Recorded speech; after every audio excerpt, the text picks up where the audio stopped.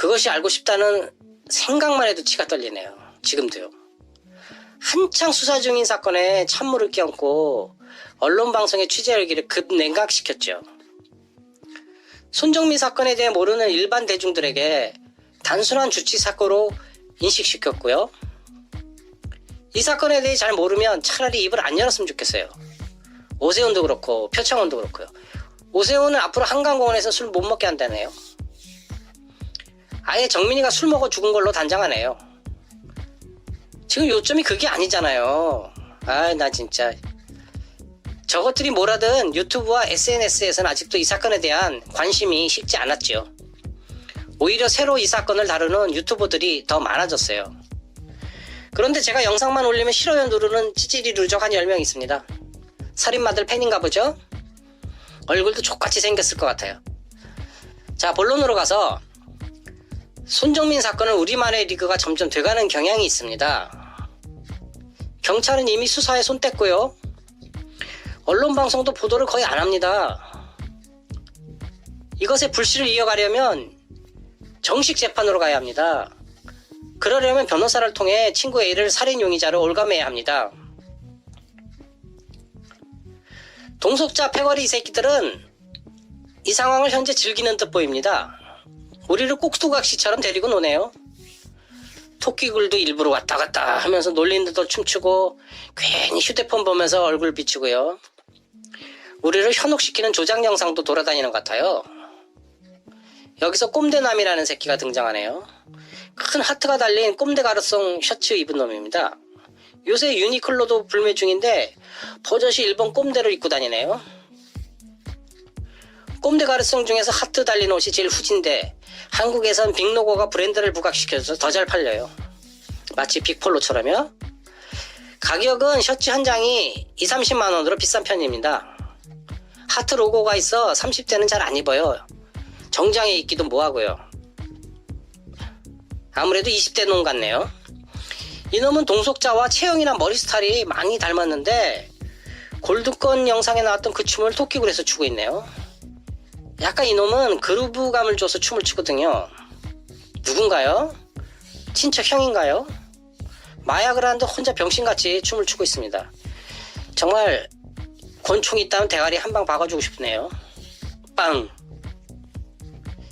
편의점 영상에도 있는 걸 보니 같이 밤을 새웠습니다. 용의자 중 한 명입니다. 그리고 또 한 사람은 누군지 모르겠어요. 담장을 넘는 사진인데 옷과 신발색이 동석자 아버지와 달라요. 동석자 아버지는 검정 계통에 아예 하얀 신발을 신었거든요. 이 사람은 옷 색상도 밝고 몸도 호리호리합니다. 동석자 B가 옷을 갈아입을 수도 있고요. 어떤 유튜버는 검정 추리닝 입은 사람을 영상 조작했다고 하네요. 사진 참조하시고요. 이처럼 이 새끼들이 이리저리 다니면서 사람 현혹하고 놀리는 것 같네요. 그리고 이 새끼들은 전부 집에 안 갔어요. 그날 어떤 차에서 내렸는데 그 차가 동석자 차인지 누구 차인지는 잘 모르겠어요. 이 마약쟁이 새끼들 중 하나가 차를 가져왔을 수도 있고요. 그리고 마지막으로 반포 나들목 제외지 영상에서 KBS가 동그라미 해준 일행은 누구인지 모르겠네요. 이처럼 당일에 5-6명이 총출동하고 서로 연락하고 가족들이 도착한 시간도 나갈 준비하고 차를 타고 나오는데 걸리는 시간을 감안하면 4시 이전에 모두 이루어지지 않았나 저는 그렇게 생각합니다. 따라서 식구 모두 공범이에요. 그런데 동석자가 무죄라고요. 아파트 CCTV를 절대 안 내놓는 이유가 여기에 있어요. 그런데 경찰이 수사를 하지 않으면 이 모든 것들은 우리의 일방적인 주장일 수밖에 없고 허공에 대고 떠드는 거나 같은 것이죠. 재미교포 발바리가 모자이크 없이 동석자가 총경 얼굴 공개도 하고 카타르시스는 되나 거기까지입니다. 우리가 할 수 있는 게 없어요. 경찰들이 요새는 유튜브도 안 보내. 전혀 가타부터 발표도 없어요. 지금까지 사용하지도 않은 법도 아니고 내규로 정한 변사사건 심의위원회를 가동해서 수사 종결하는 마당에 뭘 더 조사하겠어요. 일단 경찰에서 수사 종결한 걸 검찰에서도 조사하지 않으니 정식으로 검찰 수사가 되려면 고소 외에는 없는 것 같아요. 변호사들이 다 알아서 해주니 소년 씨는 늦기 전에 동석자를 살인 용의자로 고소했으면 좋겠습니다. 이렇게 쓰레기들이 국민들을 조롱하는데 이대로 사건을 덮을 수는 없어요. 요새 지들끼리 연락하면 쾌재를 부르겠죠? 크크크크 이러면서요. 다 죽여버리고 싶네요. 수사를 해야 하는 경찰이 수사를 다 망쳐버렸어요. 그래도 힘냅시다. 이대로 포기하기엔 너무 분해요. 오늘은 동석자 부모에 대해 얘기해 보려고 해요.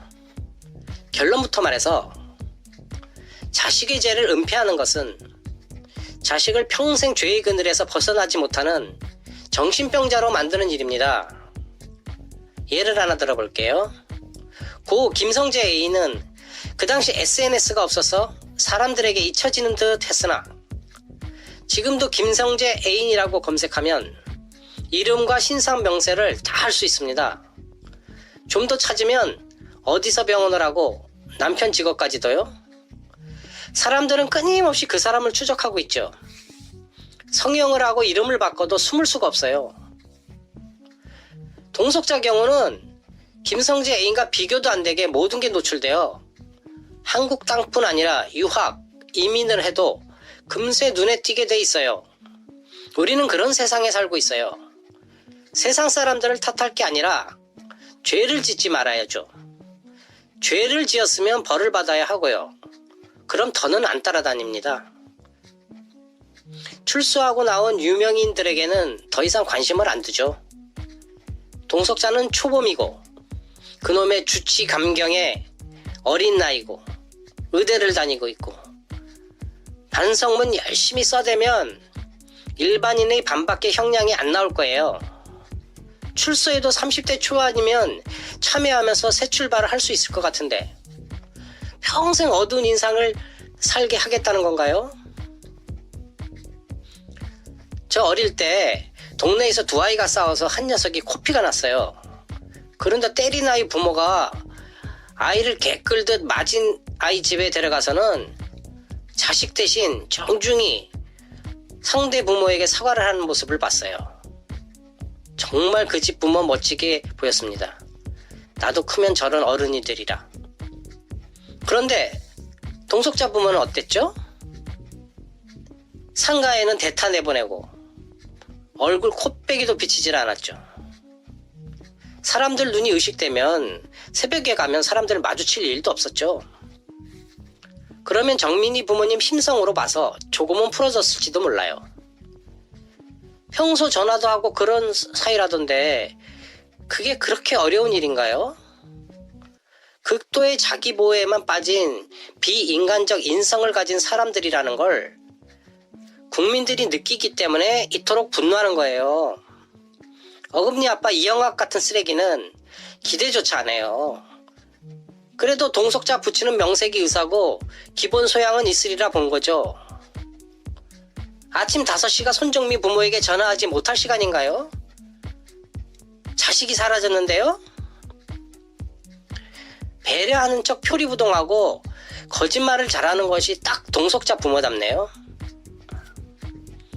손정민 부모의 자식 잃은 마음을 헤아려 일일이 대응을 안 한다네요.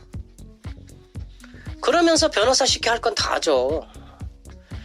그것이 알고 싶다에 나온 부모 대행 배우의 눈물 연기는 정말 압권이었어요.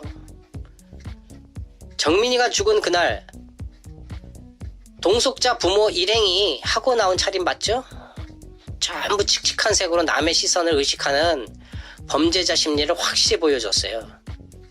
이것보다 더 확실하게 심리 상태를 보여주는 증거는 없다고 생각해요. 자기 아들이 무슨 짓을 저질렀는지 아는 거죠. 이래도 발뺌을 하나요? 경찰은 왜 이런 걸 모를까요? 은폐해야 할 어떤 이유가 있다고 밖에 생각할 수 없어요. 동석사뿐 아니라 그 부모들도 범죄 사실을 은폐하려 했기 때문에 사회로부터 따가운 시선을 평생 받고 살아야 한다고 생각합니다. 그 어떤 부모가 그 새벽에 범죄 현장까지 나와서 증거를 인멸하려고 했겠어요. 여러분의 자식이 그러면 그렇게 하시겠어요? 99%는 기왕에 벌어진 일 사수시키고 최대한 형량을 줄이고 참여를 하면서 살 거예요. 확실히 특별한 1%의 가족입니다. 이런 가족을 위해 이리저리 날뛰는 변호인들도 예사 사람은 아닌 것 같고요. 콩 심은 데 콩 나고 팥 심은 데 팥 납니다. 동석이가 어디서 뚝 떨어졌겠어요? 자업자득이고 인간후보죠. 자득